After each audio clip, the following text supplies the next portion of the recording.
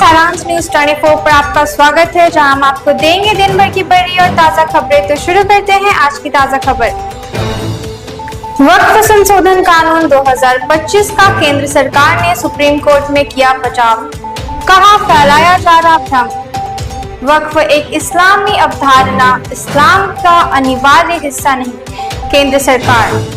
केंद्र सरकार ने बुधवार को सुप्रीम कोर्ट में वक्फ संशोधन कानून 2025 का बचाव करते हुए कहा कि वक्फ एक इस्लामी अवधारणा है, इसमें कोई विवाद नहीं है, लेकिन वक्फ इस्लाम का अनिवार्य हिस्सा नहीं है। केंद्र सरकार की ओर से कानून के पक्ष में दलीलें रख रहे सॉलिसिटर जनरल तुषार मेहता ने बाबा साहेब भीमराव अंबेडकर के संविधान सभा में दिए गए भाषण का जिक्र किया, जिसमें उन्होंने कहा कि धार्मिक प्रथा और अनिवार्य धार्मिक प्रथा में अंतर की बात कही। मेहता की ओर से रखी गई लिखित दलीलों में यह भी कहा गया कि इसलिए वक्फ बायूजर श्रेणी को सक्षम कानून के जरिए कानून लागू होने के बाद से गैर अधिसूचित किया जा सकता है। केंद्र सरकार ने यह भी कहा कि कोई भी व्यक्ति सरकारी जमीन पर वक्फ का दावा नहीं कर सकता।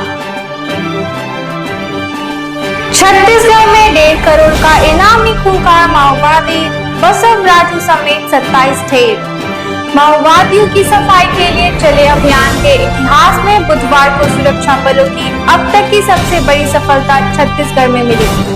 देश में माओवादी हिंसा का सबसे घृणित चेहरा 27 वर्षीय बसवराजू उर्फ गगन्ना उर्फ बाल केशव राव मारा गया।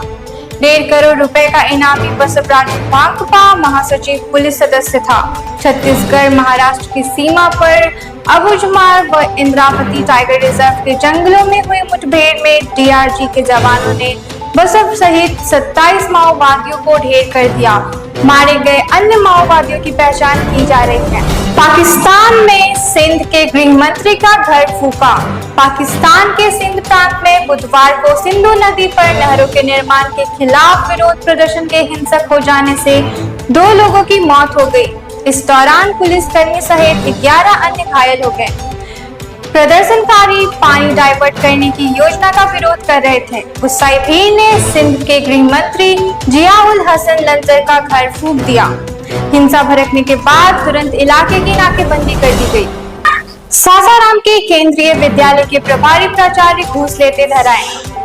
विपत्र भुगतान के एवज में 32,000 रुपए घूस लेते हुए केंद्रीय विद्यालय के प्रभारी प्राचार्य मयंक कुमार श्रीवास्तव को सीबीआई की विशेष टीम ने बुधवार की शाम रंगे हाथ गिरफ्तार कर लिया। माही इंटरप्राइजेस के प्रोजेक्ट प्रिंस कुमार की शिकायत पर सीबीआई के अधिकारी राजीव रंजन के नेतृत्व में आई टीम ने कार्रवाई की। एक अधिकारी के अनुसार प्रभारी प्राचार्य शिकायतकर्ता से रिश्वत मांगने की बात स्वीकार कर ली है। इसके बाद उन्हें गिरफ्तार कर लिया गया।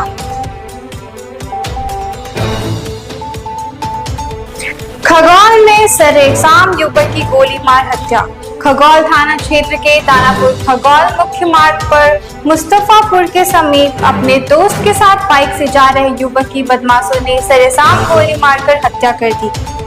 घटना के बाद हथियार लहराते हुए बाइक सवार तीनों बदमाश फरार हो गए। अचानक हुई फायरिंग से अफरा तफरी मच गई।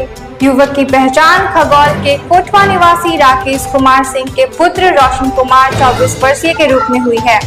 सूचना मिलने के बाद पुलिस मौके पर पहुंची और छानबीन की। पुलिस ने घटनास्थल से एक कट्टा बरामद किया।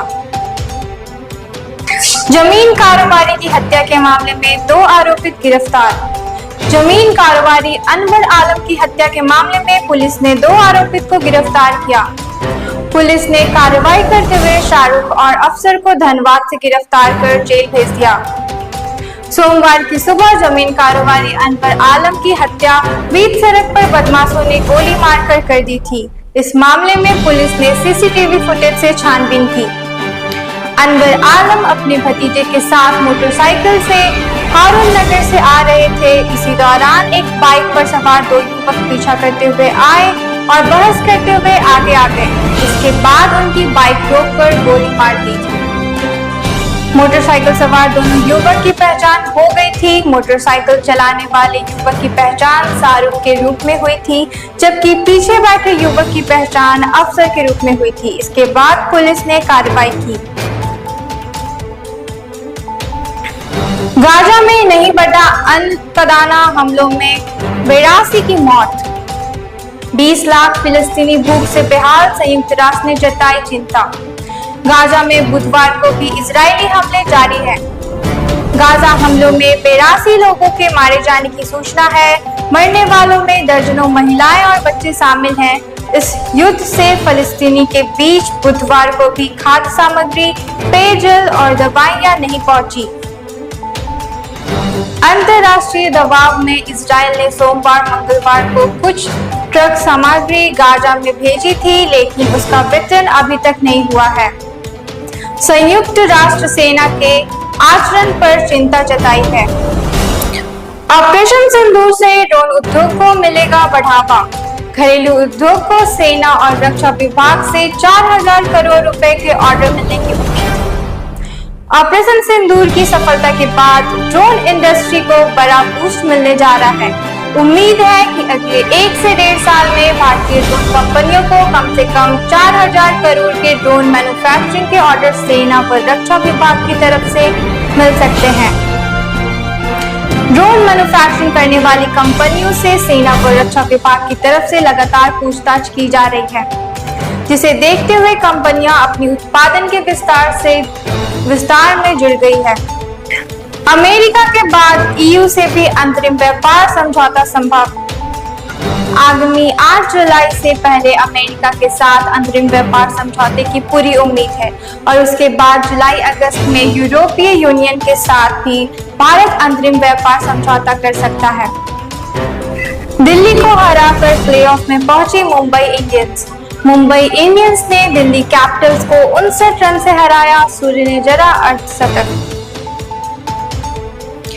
अभी के लिए इतना ही। इस तरह की तमाम खबरों के लिए जुड़े रहें सारांश न्यूज़ 24 के साथ।